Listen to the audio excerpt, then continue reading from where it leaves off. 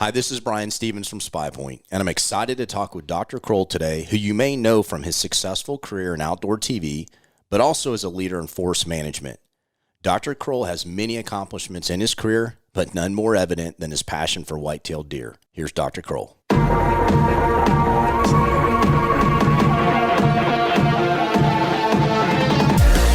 Welcome to the SPYPOINT Podcast. I'm your host, Brian Stevens, and on this show, we get to talk about hunting, tactics, technology, and the inside scoop from industry pros. Follow along each month as we learn, laugh, and grow together with the passion we all have for the outdoors. This is the SPYPOINT Podcast.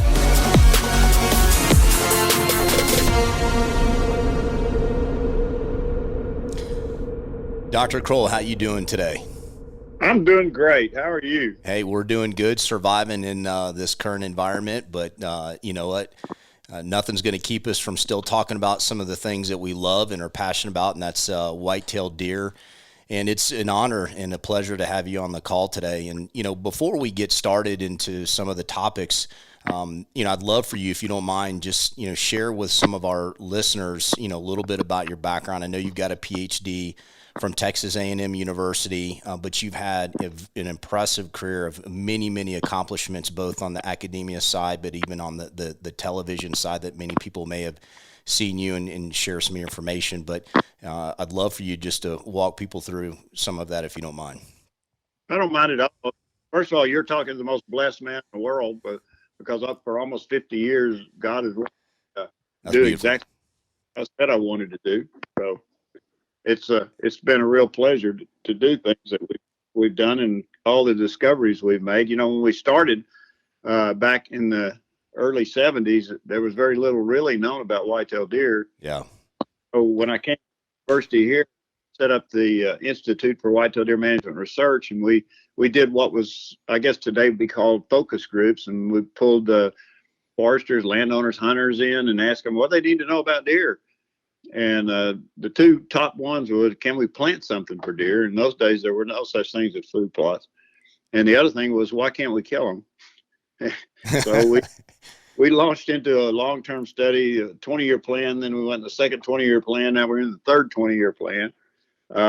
We were have the longest running research projects in many areas, notably with food plots. And then, of course, for 28 years, I spent a lot of time sitting in trees, darting mature bucks, putting radios on them so we could figure out why those hunters couldn't kill them. And of course, we found out that the reason was that the hunters weren't being where the deer were. Sure. So, and when they were there. So, but you know, it's just been a joy. I've gotten to work with white-tailed deer from New Zealand to almost the Arctic Circle. So, wow, that's awesome. It's just a great life. I tell you, I wish everybody the blessing of being able to spend your life and career doing exactly what you love to do. Yeah, there's no question. And, you know, the great thing I think today is there's so many things that we could talk about and pick your brain on. And, you know, to have a unique opportunity to balance somewhat of that, you know, real world anecdotal type of experience that many of us as hunters have in the outdoors, but then combine that with the science that, you know, you've been able to bring to the table and have had, you know, your hand in for the last, you know, couple of decades. When you combine those two things, I think it just helps elevate all of our ability to better understand what's happening in the woods. And, you know, we always talk a lot about bucks, and they get a lot of attention, and understandably why. But one of the topics I'd love to just gain more insights with you today is the importance of does, and especially during that fawning season. And it's something I know you take very seriously and as part of your management programs. Yeah, that's a great topic you bring up. You know, I've been a fanatic about trying to get people to appreciate does. You know, first of all, the doe is responsible for about 70% of the antlers of their sons. And so that might make them a little bit important. And then people to malign them and, you know, give them names like mallet heads and everything else, muleys. But they're really the most important deer out there in the woods. And you know, every management program that I put together focuses first on the health and productivity of the does, and then on the bucks. Well, and let me ask, I mean, why do you think a lot of times the does are overlooked? Is it just more of kind of how we grew up and just, there wasn't that science behind, some of the things that you're just mentioning right now?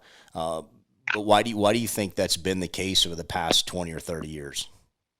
Well, I think partly, one of my many hats is the outdoor industry, and we have a tendency to focus just on bucks, and we don't talk a lot about does. At North American Whitetail TV, we do harvest does on there, and but we found out over the years that we have to keep it to a minimum, and people don't enjoy watching a doe hunt, and that's the real shame of it. Yeah, and then other thing is there's a lot of misinformation. I don't want to use the word ignorance, but misinformation about the role of the doe in all of this. And I always use the analogy that I call it the deer unculus theory. And what that comes from is back when Leeuwenhoek invented the microscope, the first thing he looked at under the microscope was human semen, which don't ask me why he was doing that, but he imagined, because of the times that was in the 14th century, 15th century, the way they looked upon women was pretty poorly.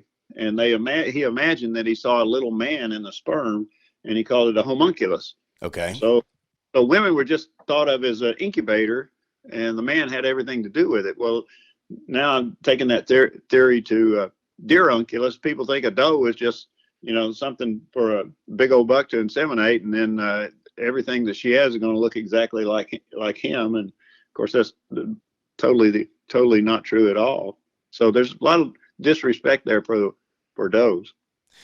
Well, and you know what? And so, that's part of today. And what you are bringing to the table in North American Whitetail is that educational piece of it, so people have a better understanding and respect for just that. So, let me ask you this. I mean, what are some of the special considerations or needs that does have during fawning season to help ensure that, they are contributing to the health of that herd, as you're talking about right here?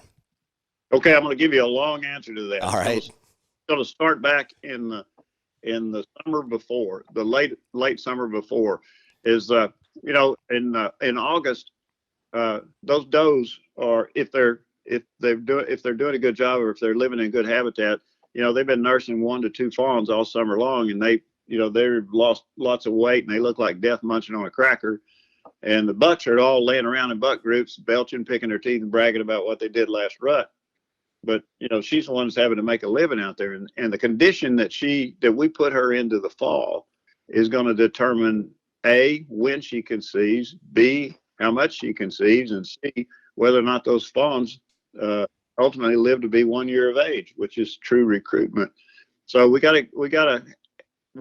focus very heavily on 2-season food plots, as well as natural forage management. And the 2 seasons are the cool season and the warm season. Okay. And in the South, people tend to focus almost totally on cool season. In the North, they focus almost totally on warm season. You got to have both. And that was one of the reasons why we got involved with LSU years ago, breeding oats, not oaks, but oats, as food plot varieties. And then there is a huge difference in the varieties of oats. So we try to put a lot of digestible energy into our does. The 3 things that determine the health and well-being of whitetail deer in order of importance is, number 1, digestible energy. Number 2 is phosphorus, and number 3 is protein. But everybody tends to fixate on protein. Yep. So any foods that are high in digestible energy, such as cereal grains, in the fall, you're gonna put some weight on those doses they're recovering, and once they get that body fat stored, unlike the bucks, they can pretty well hang on to it in reasonable winter conditions until late February. But by then, they could be having some problems, because they usually run out of stored fat by then. But that gives them a little bit. But then sure. we come out of the spring. The other thing we do is, and here you got so much variance in customs, laws, all that sort of stuff. in places where feeding is legal, feeding can have a tremendous impact on your fawn production and survival. And if in lieu of that, like in Michigan, Wisconsin, Minnesota, we do a lot of winter logging that puts tops on the ground, and that provides a lot of food Sure. to the doe. And the does learn to come to the sound of chainsaws. So we usually snow seed or frost seed our food plots, clovers and cereal grains, as soon as we can, to get something green out there to get those does during that time when, see, the fetuses grow in like an exponential, sort of like the coronavirus infections have been doing, J-shaped curve. And as the last 2 months of their development, they're putting a tremendous demand on that doe. She's going to need at least 5,000 calories a day. Okay. What are some of those cereal grains? You've mentioned that a few times from a seed standpoint that you could maybe help people understand, ensure that they're adding that as part of their food plot strategy. Sure. And we've done thousands of tests and experiments on the various species and varieties of cereal grains. And every time the preference and benefits come out in this order: oats first, wheat second, rye third, and ryegrass is at the rock bottom. I would not plant ryegrass if my life depended on it. So Okay. It is a curse. Once you get it, you're not going to get rid of it. Yeah. But every time, and we've done, like I said, thousands of studies. So you give a deer a choice between oats, wheat, and rye, they're going to go the oats every time. Yep, makes sense. I want to remind everyone to visit SPYPOINT.com/2020 to see all the products that are new for this year and will be available from SPYPOINT at your local retailers later this spring. Let me ask you this, and from a Southeast, so we're down here in the Southeast versus, in some of the northern states where year round we've got a lot of browse. Do you have that same type of strategy in the southern states when they have more abundance of maybe that browse, maybe the nutrition's not as good, but do you take that same strategy in the southern states versus some of the other states that may not have that? Yeah, but what the nice thing about the South is that's where we can, if we plant a good cool season crop around the 1st of October, we're going to get 7 months of forage out of that through the winter.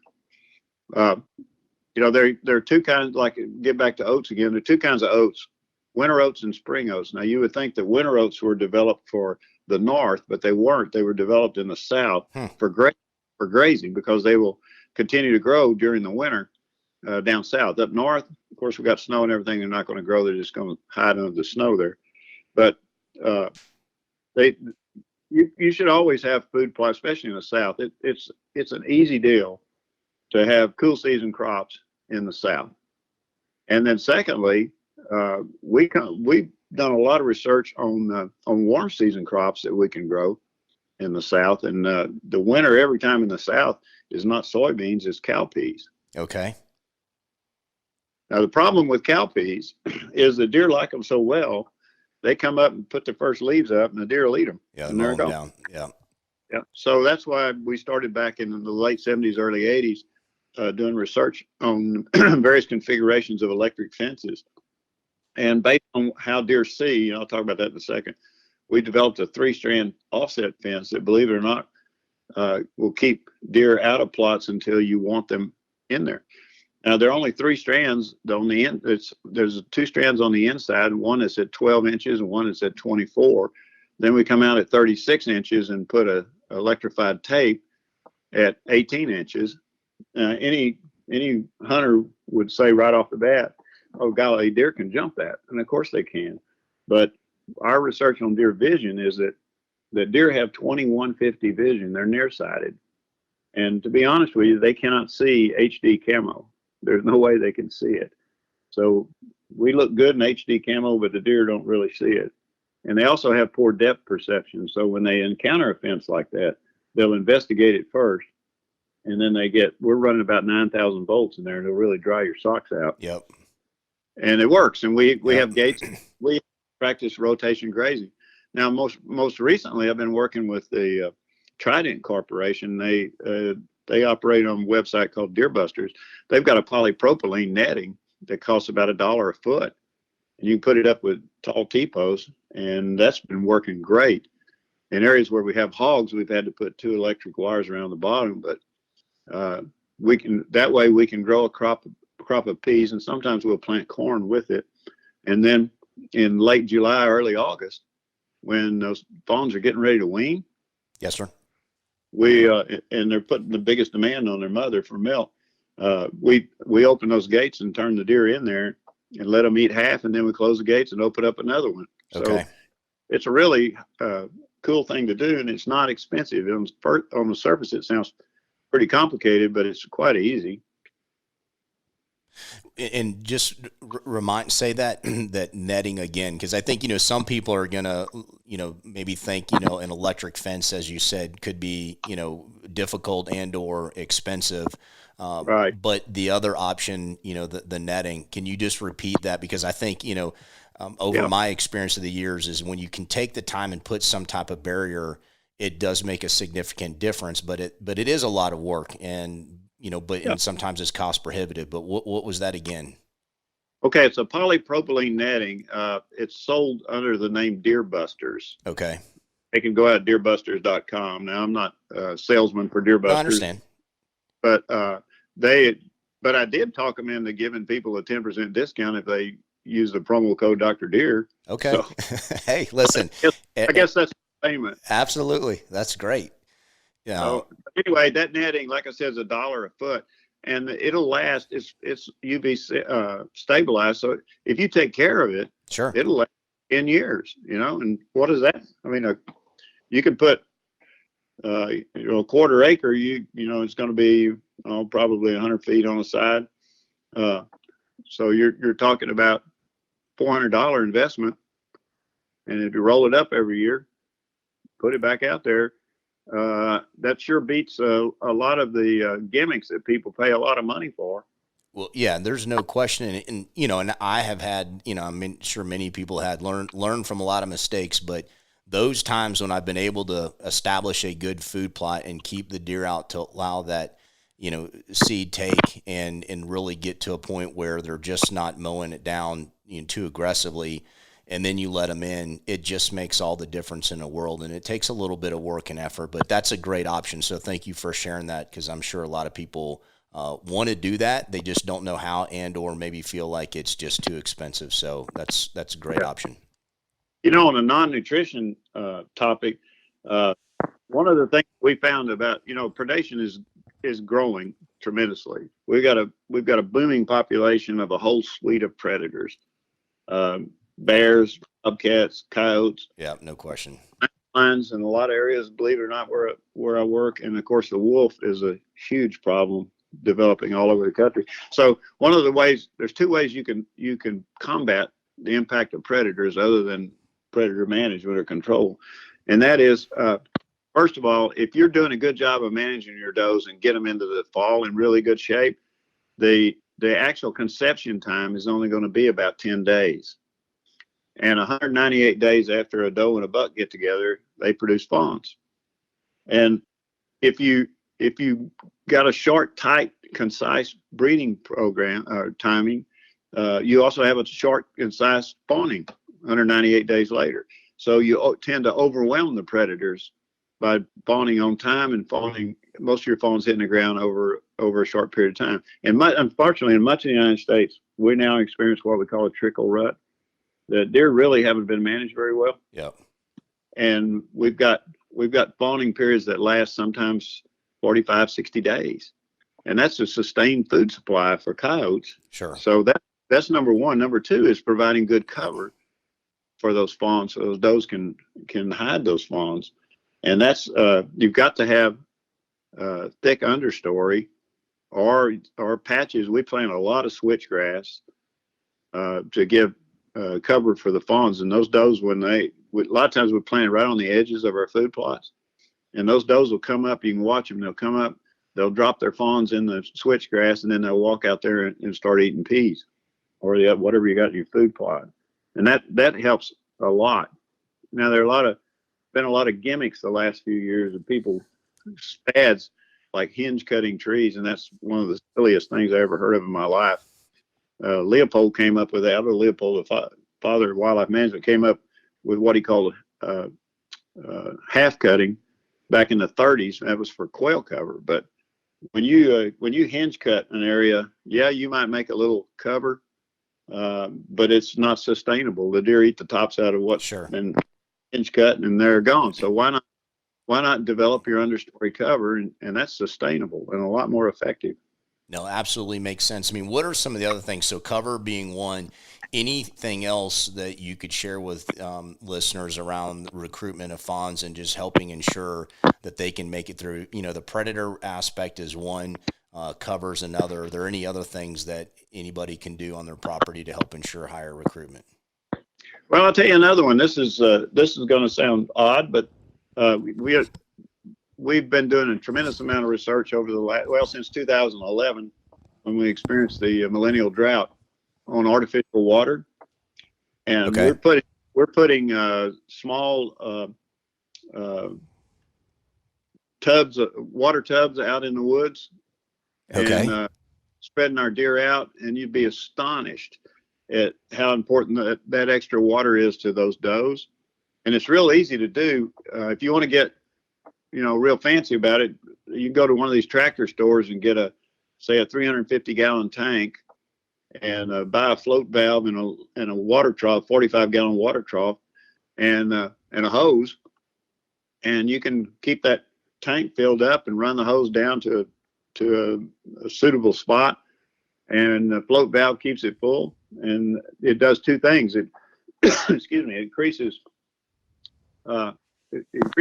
survival, but the second one is that because mud is intimately associated with hemorrhagic disease, we don't have any mud with artificial water, and you don't have deer, gathering up in large groups, because you can spread them out over the property.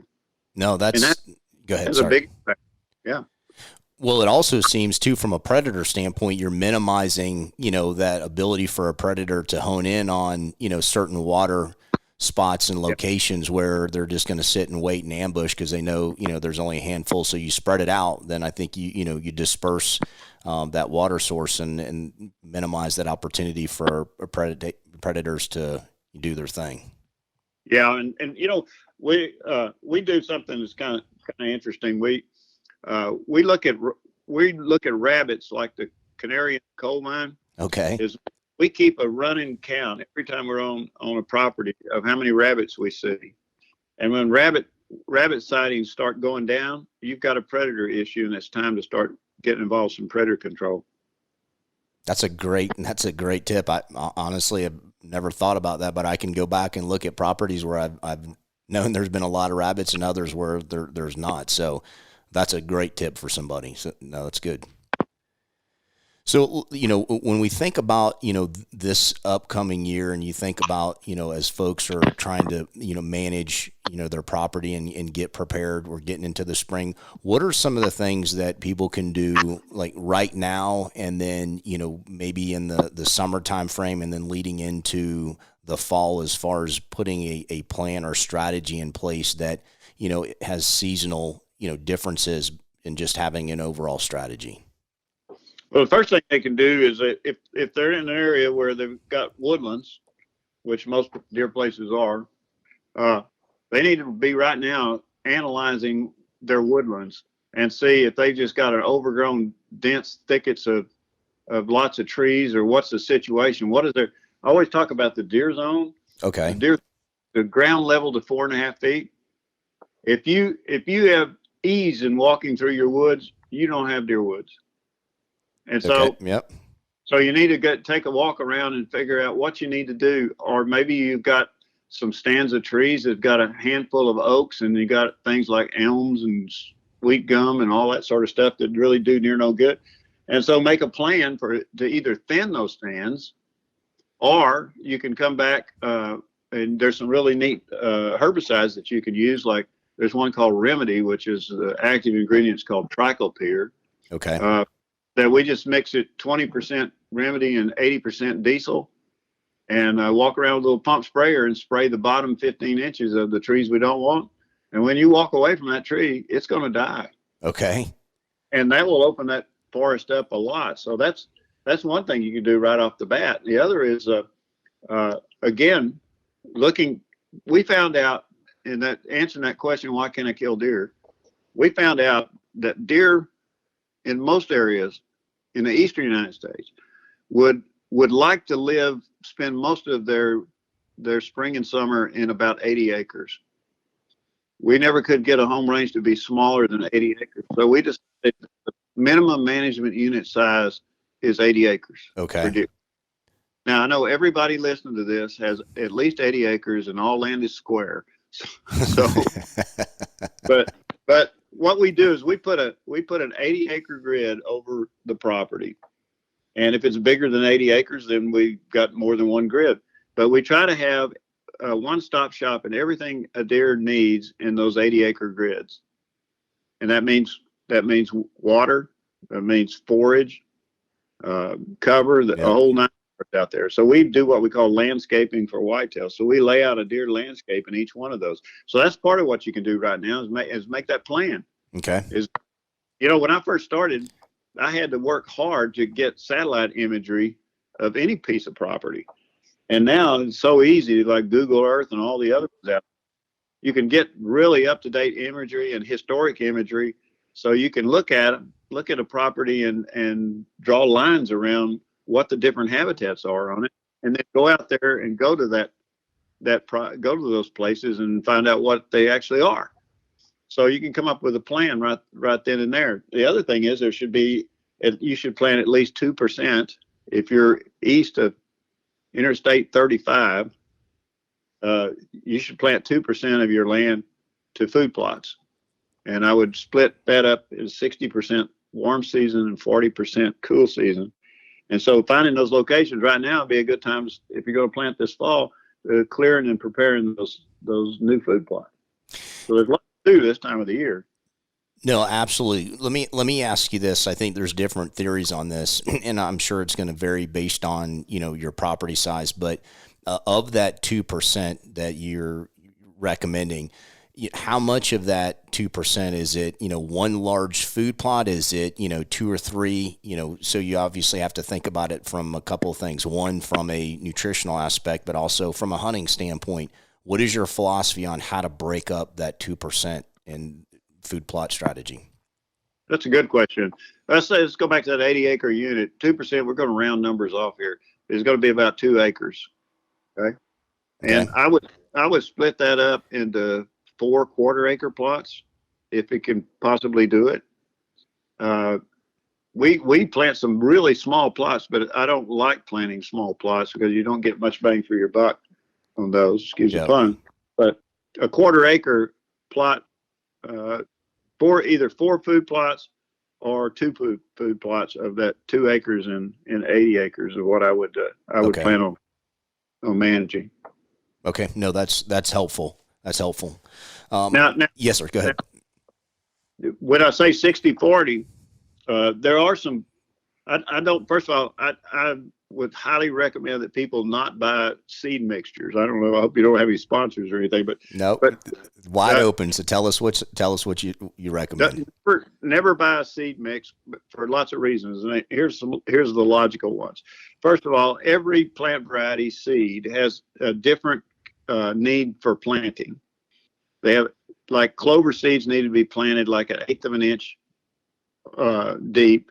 Oat seeds or wheat seeds need to be planted 1.5 inches deep. Now you start mixing all that stuff together. How are you going to plant those properly? It's a great point. Secondly, most of the mixes, if you look on the back and look at what seeds are in there, it'll enlighten you. Let me enlighten some people. First of all, the first ingredient on there is the one that is most abundant in the bag. And it's always the cheapest and poorest seed, like ryegrass or, say, red clover or something like that.